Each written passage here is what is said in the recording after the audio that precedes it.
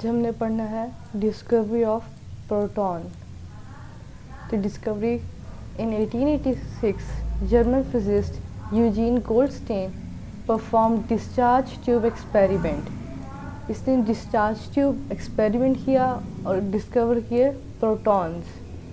Operators के इसमें कौन से ऑपरेटर्स यूज़ किया गया है और उसकी वर्किंग क्या थी और उसने कैसे प्रोटॉन डिस्कवर किया। A discharge tube provided with a cathode having extremely fine holes in it. अब ये कैथोड है, अब इसमें ये होल्स है, यहाँ पे ये होल है, यहाँ बुक में इस तरह से एक दिखाया गया लेकिन एक्सट्रीमली फाइन होल्स होंगे। Such cathode is called perforated cathode और इस कैथोड का एक नाम दिया गया है परफोरेटेड कैथोड। अब ये है परफोरेटेड कैथोड, यहाँ पे एनोड है और cathode rays originate from cathode and positive rays result of ionization of gas molecules. अब इसकी working, when a large potential difference is applied between electrodes. अब ये एनोड है, यहाँ पे है कैथोड। अब यहाँ पे पोटेंशियल डिफरेंस दिया गया है जब और लार्ज पोटेंशियल डिफरेंस दिया गया है। It is observe that while cathode rays are travelling away from the cathode. अब जब पोटेंशियल डिफरेंस हम देते हैं, जैसे हमने उसमें पढ़ा था डिस्कवरी ऑफ इलेक्ट्रॉन्स में, कि इलेक्ट्रॉन जो कैथोड रेज है वो प्रोड्यूस होती है, तो वो क्या करती है इस डायरेक्शन में मूव करती है टूवर्ड्स एनोड। जैसे ये नेगेटिव चार्जेस है, ये कैथोड रेज या इलेक्ट्रॉन्स है, ये away from the cathode move करेंगी towards the anode. There are other rays produced at the same time. और इसी टाइम पे जब कैथोड रेज प्रोड्यूस हुई हैं, कुछ और रेज प्रोड्यूस होंगी। These rays, after passing through the perforated cathode, produce a glow on wall opposite to the anode.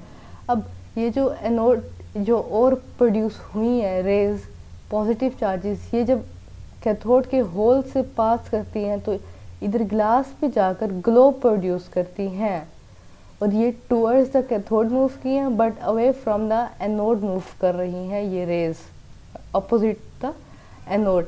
ये एनोड है, इसकी अपोजिट वॉल पे ये ग्लो प्रोड्यूस करती हैं ये रेज, केनाल रेज और पॉजिटिव रेज। अब ये जो रेज प्रोड्यूस हुई हैं इनको हम केनाल रेज भी कहते हैं या पॉजिटिव रेज भी कहते हैं।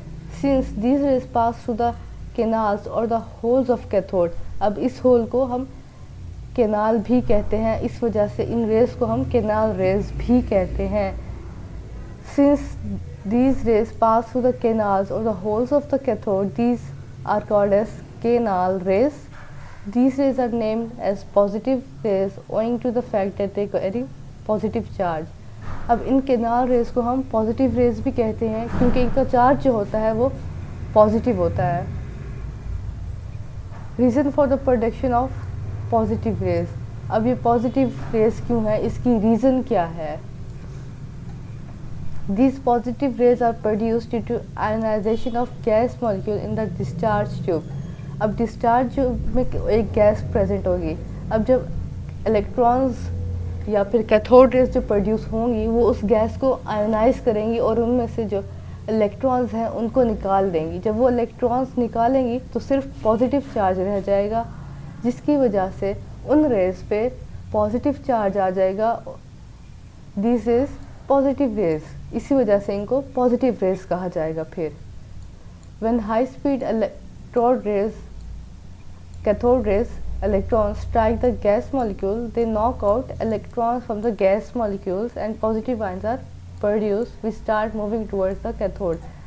अब ये जो कैथोड से नेगेटिव चार्ज आ रहा है ये गैस को आयनाइज करेगा, उसमें से नेगेटिव चार्ज नेगेटिव को रिपेल कर देगा और सिर्फ वो रह जाएगा पॉजिटिव और ये मूव करेगा कैथोड की तरफ,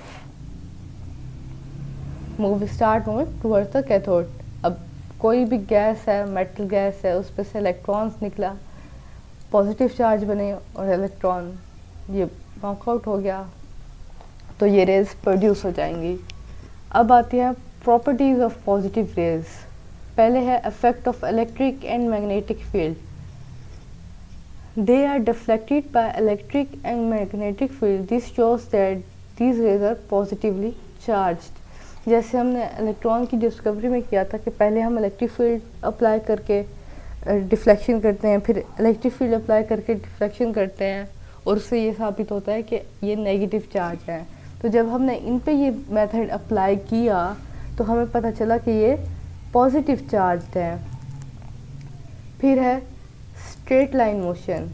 these raise travel in straight line in direction opposite the cathode rays. हमने कैथोड रेज में भी ये पढ़ा था कि वो स्ट्रेट लाइन में मूव करती हैं। तो ये जो पॉजिटिव रेज है ये भी स्ट्रेट लाइन में मूव करेगी, लेकिन क्या होगा, direction opposite the cathode rays होगी। अब cathode towards the anode move कर रही हैं, जबकि ये जो पॉजिटिव रेज है टूवर्ड्स द कैथोड मूव कर रहे हैं, तो इनकी डायरेक्शन जो है वो अपोजिट है। Produce flashes. They produce flashes in zinc sulphate plate. जब हम जिंक सल्फेट की प्लेट यूज़ करेंगे इस सेक्शन के लिए, इस मेथड में, तो वो प्रोड्यूस, उसमें फ्लैश प्रोड्यूस होगी। फिर है प्रॉपर्टी EM वैल्यू, मतलब charge to mass value. The charge to mass value of positive rays is always smaller than that of electrons. अब पॉजिटिव रेज मतलब प्रोटॉन्स जो होते हैं उनका मास जो होता है इलेक्ट्रॉन्स से ज़्यादा होता है, इलेक्ट्रॉन्स का मास कम होता है।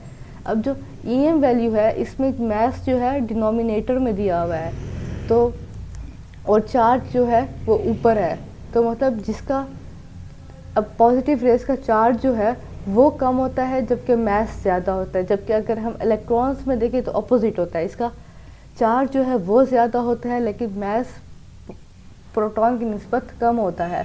तो जब मास पॉजिटिव का ज़्यादा है तो टोटल जो EM वैल्यू है, E/m वैल्यू, मतलब ये E/m वैल्यू जो है वो स्मॉल आ जाएगी, क्योंकि m जो है वो डिनोमिनेटर में प्रेजेंट है, तो मास ज़्यादा होगी तो ओवरऑल वैल्यू जो है प्रोटॉन के लिए वो कम हो जाएगी। फिर हम इलेक्ट्रॉन्स पे देखते हैं, तो इलेक्ट्रॉन्स का जो मास है वो प्रोटॉन की निस्बत कम है, तो मास कम होगा, जबकि चार्ज इलेक्ट्रॉन्स का ज़्यादा है, तो ओवरऑल वैल्यू जो है इलेक्ट्रॉन्स के लिए ज़्यादा होगी जबकि प्रोटॉन्स या पॉजिटिव रेज के लिए कम होगी। And depend upon the nature of the gas use in discharge tube. अब जो कैथोड रेज थी वो गैस के नेचर पर डिपेंड नहीं करती थी, जबकि जो पॉजिटिव रेज है, केनाल रेज है, वो डिपेंड करेंगी गैस के नेचर पे, कौन सी गैस यूज़ की गई है, और उसके हिसाब से इसकी charge to mass value EM value हमें पता चलेगी। Heavier the gas smaller is the EM value. अब गैस जो है वो हैवी होगी, मतलब उसका मास ज़्यादा होगा, मास ज़्यादा होगा तो ओवरऑल वैल्यू जो है वो EM वैल्यू वो कम हो जाएगी। अगर गैस का मास कम है तो ओवरऑल जो EM वैल्यू है वो ज़्यादा हो जाएगी। ये इनका इन्वर्स रिलेशन होगा। Proton, a fundamental particle, EM value will be maximum when discharge tube contain hydrogen gas, because value of m is lowest for positive the particle obtained from hydrogen gas.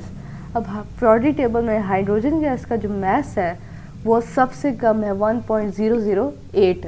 तो जब हम अगर hydrogen gas हम discharge tube में use करते हैं उसका मास कम है तो EM वैल्यू, मास सबसे कम तो EM वैल्यू उसके लिए मैक्सिमम होगी, क्योंकि मास सबसे कम तो ओवरऑल जो है ये बढ़ जाएगा और EM वैल्यू हाइड्रोजन गैस के लिए पॉजिटिव चार्ज में मैक्सिमम होगी।